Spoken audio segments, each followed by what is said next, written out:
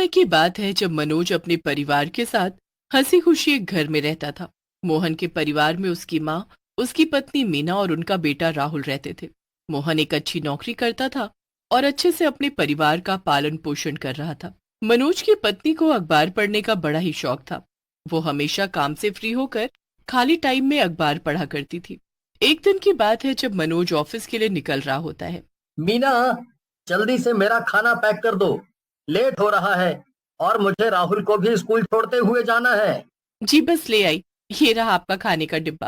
ठीक है, हम चलते हैं। मनोज और राहुल के जाने के बाद मीना घर का सब काम निपटा लेती है। उसके बाद वो अपनी सास को खाना देकर आराम से हमेशा की तरह अखबार लेकर बैठ जाती है। देखे तो आज अखबार में क्या क्या चटपटी खबर छपी है। मीना बड़े मन से अखबार पढ़ रही होती है कि तभी अखबार के बीच से एक पर्चा गिरता है। मीना उसे उठाकर देखने लगती है। अरे, ये क्या है, जरा देखूं तो सही। मीना ध्यान से पढ़ती है तो वो उसमें एक पजल होता है और नीचे लिखा होता है कि इस पजल को क्लियर करने वाले को 4 दिन का फ्री ट्रिप मिलेगा। मीना तो ये देखकर बड़ी खुश हो जाती है। वाह, ये तो बड़ा बढ़िया ऑफर है। मैं तो इस पजल को यूं चुटकियों में सॉल्व कर दूंगी। मीना उस पजल को सॉल्व करके दिए गए पते पर भेज देती है। फिर 2 दिन बाद मीना के पास एक एनवलप आता है। उसमें एक चिट्ठी होती है जिसमें लिखा होता है कि उनका नाम ट्रिप के लिए सेलेक्ट हुआ है और उनको 4 दिन की फ्री ट्रिप मिलेगी। उसी एनवलप में ट्रेन की 4 टिकट्स भी होती हैं और उसके साथ पूरी डिटेल्स भी। मीना तो खुशी से पागल ही हो जाती है। वाओ, मुझे तो यकीन ही नहीं हो रहा कि मुझे फ्री ट्रिप मिला है। इसमें तो हम सबके लिए 4 ट्रेन की टिकट्स भी हैं। पर अजीब बात है, इनको कैसे पता हमारे परिवार में 4 लोग हैं? क्या पता ये सबको 4 टिकट ही भेजते होंगे। खैर, मुझे क्या, मुझे तो फ्री ट्रिप मिल गया ना। अभी शाम को आएंगे तो इनको खुशखबरी दूंगी। मीना पूरा दिन मनोज के आने का इंतजार करती है और जैसे ही मनोज आता है तो वो बड़ी खुश होकर उसे सब बता देती है। अरे, ये सब लोग पागल बनाते हैं, तुमको पता नहीं है कुछ। अरे, पर एक लिफाफे में हमारे लिए 4 टिकट भी आई है, मैं अभी दिखाती हूँ। मीना मनोज को ट्रेन की टिकट्स दिखाती है। टिकट्स देखकर मनोज को यकीन हो जाता है कि मीना सच बोल रही है और सच में उसे फ्री ट्रिप मिला है। सब लोग ट्रिप के लिए बड़े खुश होते हैं। 2 दिन बाद उनको ट्रिप पर जाना होता है। मीना अच्छे से सब बैग पैक करके घर के बाहर रख देती है। मनोज कैब बुक कर ही रहा होता है कि तभी एक गाड़ी उनके घर के सामने आकर खड़ी होती है। उसमें से एक ड्राइवर बाहर निकलता है। वो बड़ा ही अजीब और गुस्से में दिख रहा होता है। आइए, बैठिए। ये गाड़ी आपको रेलवे स्टेशन छोड़ने के लिए भेजी गई है। अरे वाह, ये तो बहुत बढ़िया है। सब लोग गाड़ी में बैठ जाते हैं। कुछ ही देर में ड्राइवर उनको एक रेलवे स्टेशन पर छोड़ देता है। रेलवे स्टेशन बड़ा ही अलग सा और अजीब दिख रहा होता है। ये रेलवे स्टेशन है कौन सा? मैंने ना कभी देखा और ना कभी इसके बारे में सुना। ये नया रेलवे स्टेशन खुला है, आप जल्दी जाइए वरना आपकी ट्रेन ना निकल जाए। हाँ हाँ, सही बोल रहे हो आप भैया, चलिए जी जल्दी चलिए। सब लोग रेलवे स्टेशन के गेट के अंदर जैसे ही घुसते हैं तो सामने का नजारा बड़ा ही अलग होता है। हर तरफ दीवारों पर जानवरों की फोटो बनी होती है जो कि किसी न किसी को खा रहे होते हैं। ऐसे चित्र कौन बनाता है? अजीब रेलवे स्टेशन है। अरे आप ये देखो, हमारा प्लेटफॉर्म कौन सा है और हमारी ट्रेन कहाँ से आएगी। हाँ चलो, थोड़ा आगे चलो। गाड़ी के आने में 10 मिनट ही होता है। सब लोग एक बेंच पर जाकर बैठ जाते हैं। तभी वहां एक आदमी आता है। आप लोग इधर क्यों बैठे हो? चलो खड़े हो यहाँ से और दूसरी जगह बैठो। अरे, ये बेंच खाली था तो हम आकर बैठ गए। इसमें आपको क्या दिक्कत है? दिक्कत मुझे नहीं पर उस आदमी को तो हुई होगी जिसके ऊपर आप चारों लोग बैठ गए हो, और वो बेचारा शायद मर गया है। ये सुनकर सबकी नजर अपने नीचे जाती है। वो देखते हैं कि बेंच पर एक बूढ़ा आदमी लेटा हुआ है जिसके ऊपर वो सब बैठ गए हैं। वो चारों जल्दी से खड़े हो जाते हैं और उस बूढ़े आदमी को हिलाते हैं। मर गया वो बेचारा। जाने कैसे लोग हैं, बेंच पर लेटा हुआ एक बूढ़ा आदमी नहीं दिखा। अजीब, ये बेंच तो खाली था तभी तो हम इस पर बैठे थे। ये बूढ़ा आदमी पता नहीं कब आकर लेटा। पता नहीं मीना, कुछ समझ नहीं आ रहा। ये बूढ़ा आदमी हमारी वजह से मर गया ना? हाँ, तुमने मार डाला इसे। वो आदमी फिर एक दुकान वाले को आवाज देता है। वो दुकान वाला आकर उस बड़े आदमी को अपने कंधे पर डालता है और ले जाकर अपनी दुकान के फ्रिज में रख देता है।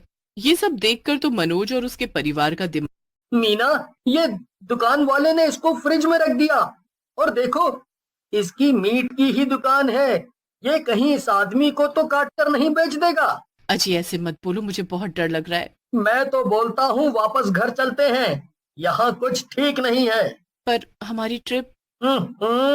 ये सब देखकर भी तुमको फ्री के ट्रिप की पड़ी है। चलो बैग उठाओ और घर वापस चलो। मनोज और मीना बैग उठाकर वापस जाने ही लगते हैं कि तभी सामने से उनकी ट्रेन आ जाती है। ट्रेन के आने के बाद भी वो वापस जाने लगते हैं। जैसे ही वो रेलवे स्टेशन से बाहर जाने की कोशिश करते हैं कि वहां खड़े दो आदमी उन पर गुस्से से चिल्लाते हैं। ये क्या मजाक है? वापस जाओ, तुम ऐसे वापस नहीं जा सकते। ये क्या बदतमीजी है? हमें नहीं जाना तो नहीं जाना, हमारी मर्जी। तुम लोग ऐसे हम पर अपना जोर नहीं चला सकते। अच्छा, तो बताएं अभी तुमको हम क्या कर सकते हैं? दोनों आदमी गुस्से में आकर भूत में बदल जाते हैं। ये देख सबके होश उड़ जाते हैं। देखा पापा, यहाँ भूत है। मैंने बोला था ना आपको। हमें छोड़ दो, हमें जाने दो। नहीं नहीं, ऐसे कैसे? अब इस भूतिया रेलवे स्टेशन से तुम वापस नहीं जा सकते। हमने आपका क्या बिगाड़ा है? ऐसा क्यों कर रहे हो हमारे साथ? हम तुमको जबरदस्ती यहाँ नहीं लाए, तुम अपनी मर्जी से आए हो। यहाँ लोग अपनी मर्जी से आते हैं पर जा नहीं पाते। सब भागने के लिए सब दूसरा रास्ता देखते हैं। वो प्लेटफॉर्म से भागते हुए दूसरी तरफ जाते हैं। कोई फायदा नहीं भागने का। देखो, तुम्हारी ट्रेन तुम्हारे इंतजार में खड़ी है। अब चुपचाप इसमें चढ़ जाओ। नहीं नहीं, कभी नहीं। मैं अपने परिवार को कुछ नहीं होने दूंगा। मनोज अकेला समझ नहीं पा रहा होता कि आखिर वो उस भूतिया रेलवे स्टेशन से कैसे बाहर आए। चारों इकट्ठे होकर इधर उधर बाहर जाने का रास्ता ढूंढते हैं पर किसी को कुछ दिखाई नहीं दे रहा होता। पापा, अब क्या हम यहाँ से कभी नहीं निकल पाएंगे? नहीं बेटा, ऐसा मत सोचो। भगवान का नाम लो, वो हमारी मदद जरूर करेंगे। सब हाथ जोड़कर भगवान का नाम लेते हैं। फिर उसके बाद मीना अपनी आंख खोलती है तो उसे एक पिलर पर एक पजल दिखती है। मीना उस पिलर के पास जाती है। उस पजल के नीचे लिखा होता है, इसे सॉल्व करो और घर जाओ, नहीं तो सामने खड़ी ट्रेन में बैठ जाओ। जी देखो जी, ये क्या है? बिल्कुल वैसी एक और पजल। हमारे घर जाने का बस यही रास्ता बचा है। हमें इसे सॉल्व करना होगा और बस तभी हम अपने घर वापस जा सकते हैं। पर ये पजल्स तो बस तुमको ही सॉल्व करनी आती है ना। हाँ, मैं कोशिश करती हूँ। मीना उस पजल को ध्यान से देखती रहती है। बड़ा दिमाग लगाकर वो उसको सॉल्व करने लगती है। डर की वजह से मीना का दिमाग भी काम नहीं कर रहा होता, पर वो सबको बचाने के लिए पूरी कोशिश करती है कि वो पजल को सॉल्व कर सके। इसे आज तक कोई सॉल्व नहीं कर पाया।